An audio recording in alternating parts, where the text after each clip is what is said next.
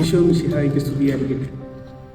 ലൂക്കായുടെ സുവിശേഷം 14-ാം അധ്യായം 7 മുതൽ 14 വരെയുള്ള വാക്യങ്ങളാണ് ഇന്നത്തെ നമ്മുടെ സുവിശേഷ ഭാഗം. 2 കാര്യങ്ങളാണ് ഈശോ പ്രധാനമായി ചൂണ്ടിക്കാണിക്കുന്നത്.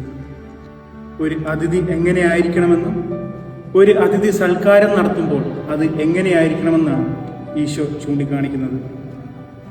ഒരു അതിഥിയെ പോലെ എളിമയോടും ക്ഷമയോടും നമ്മുടെ ജീവിതത്തിലെ പ്രശ്നങ്ങളെ ഏറ്റെടുക്കുകയും അതിഥി സൽക്കാരം നടത്തുമ്പോൾ നമ്മുടെ സമൂഹത്തിൽ നിന്ന് മാറ്റി നിർത്തിയവരെ, അവഗണിച്ചവരെ ചേർത്ത് പിടിക്കാനുമാണ് ഈശോ പറയുന്നത്.